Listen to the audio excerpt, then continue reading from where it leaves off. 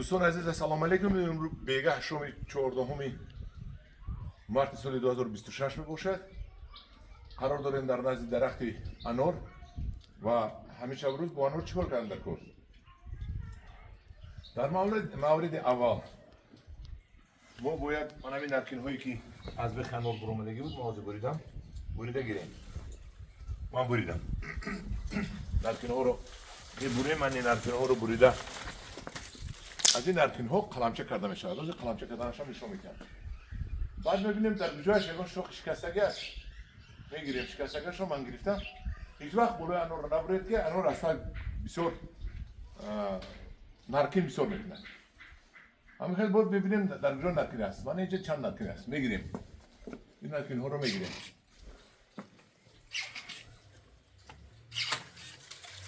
این نرکین هایی که انار انسول شده است میگیریم چون که این نرکین ها برای ما فقط قوه رو میخورن و استعمال میکنن و یکی نمیبندن. من دیدید چند تا نرکین است اینجا.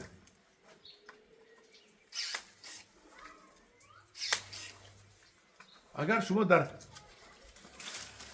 میتونید از این نرکین ها باز نیول های میوه دهنده کنید. یعنی که اگر که یک طرف درخت شما خالی باشد نرکین همون طرف رفته باشد مانید سال آینده و نرکین شما متکن میشود. و بینشون رو نیست شما میتونید کمتر تازه کنید که آفتاب درا شود. حالا ببینید بین رو ما کمتر گرفتیم و قسمتی که با ما در کار نیست من اینجاش هم میگیریم.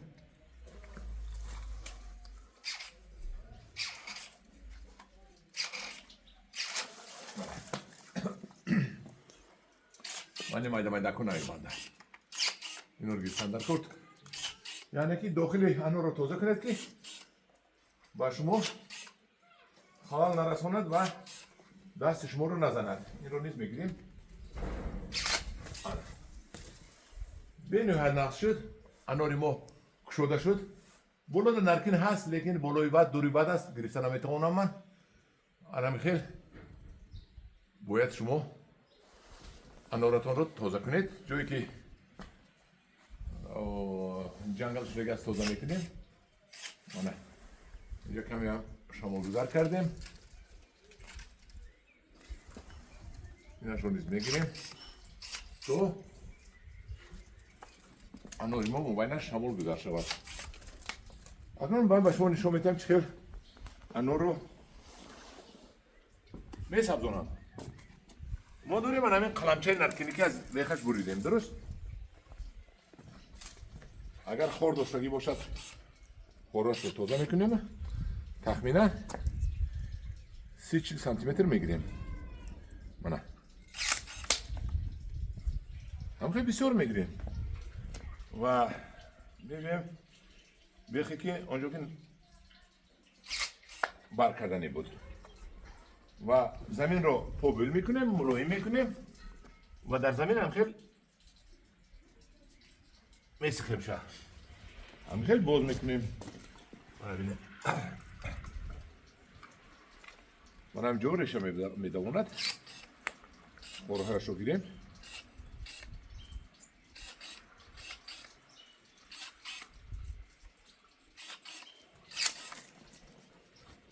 انا همین در جای نمناک خدا خواهد برق میکند. من البته این رو از اینجا میگیرم دیگر جا ببرم. اینجا برای شما نشان دادم.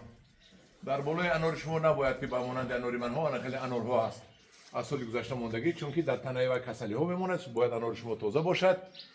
انار را حاضر میتونید شما سکار زنید خورس زنید و بعد وقتی که انار نرمای اپریل گلکنی رو سر میکند آخر اپریل شما میتونید مسپلن زنید تا حشرات هایش رو کشید. 20 تا 30 تا 40 تا 50 تا گل این رو نگاه نکنید. از بالای گلش زنید چون که این میلیون گل میکند و از میلیون گل میلیون نکند. اگر هزارها 200,000 گل میکند 50 دانهش میخپد یا نه. شما بپرو ببینید که شکره کرد برگای شما شیره کرد شیره زد.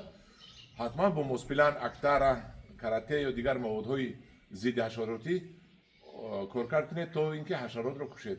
حاضر باشد کمتر سکور زنید 5 گرم سکور در 10 لیتر آب یا اینکه خورس در هوای ساکن این شب و روز خورس نسکور میکند 5 گرم خورس در 10 لیتر آب آمیخته کرده یا که 2.5 گرم در 10 لیتر آب آمیخته کرده زنید تو کسله های پوسیدن انورتون رو نیست کنید شما با من سوال میتونید چیکار کنید که کسل پوسیش انور رو نیست کنید من اول خورس زنید بعد سکور زنید بعد ایمپاکت زنید موسپیلان زنید هر یک 10-15 روز اینا شما کار کنید انور شما نمیپوسد انور رو داخلش توزه کرده کاغذ مونده لای مولیده میگردن 2 روزه نید اما کسل کشد اینقدر سرگردان نمیشوید این فکری من از تجربه کردگی من باز از انورهایی که اگر 1000 کنید اگر کسل میشد و یعنی که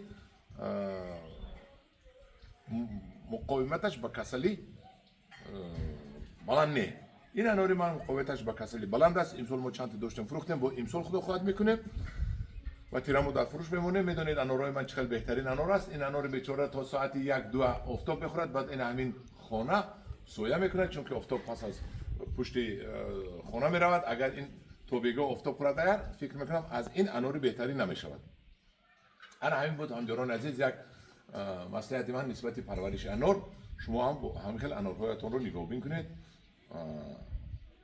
صاحبی انورهای بهترین شوید همداران عزیز در پناه خدا باشید خدا نگهبان شما باشد من یک نوده دیگر را که سری آدم رو میزنم چون که اینجا نبیره های ما میگردن میدامن این نوده رو نیست میبوریم